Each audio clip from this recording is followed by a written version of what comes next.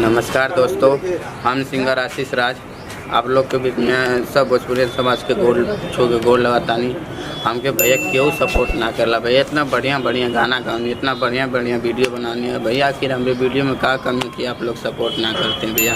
जो बड़े बड़े लोग के आप लोग सपोर्ट करते हैं, जैसे भाई खेसारी लाल, पवन सिंह, उन लोगों के सपोर्ट करते भैया। ये गरीब आदमी के भी तनी कुछ दुआ दाल लोगन आप लोग के, बहुत गरीब आदमी से घर, बहुत गरीब घर से हैं भैया लोगन। आपके आगे हाथ पर जो विनती करते हैं। हमारे चैनल इतना बढ़िया बढ़िया गाना गानी, अन्ना विश्वास को पता है, वो गाना सुन के देख लीजिए, सुना रहे हैं गाना।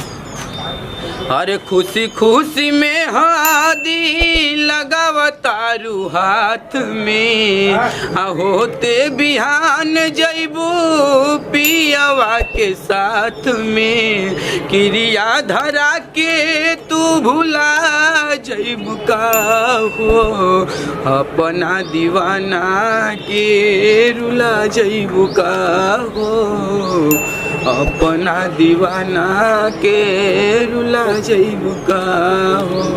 भैया आप लोग से विनती बा कि हमारे ज़रूर कैसन लगल गाना आप लोग के ज़रूर बताएं कमेंट में वीडियो देख के। भैया हमारे को चैनल का नाम बा, जौना चैनल के नाम है नाइज भोजपुरी टॉप 2.0 भैया। आप लोग के प्लीज़ आप लोग सपोर्ट करिए भैया, हम क्या आगे जल्द से जल्द आगे बढ़ाएं भैया। हम बहुत गरीब घर का लेकर भैया। धन्यवाद। जय भोजपुरी समाज, जय।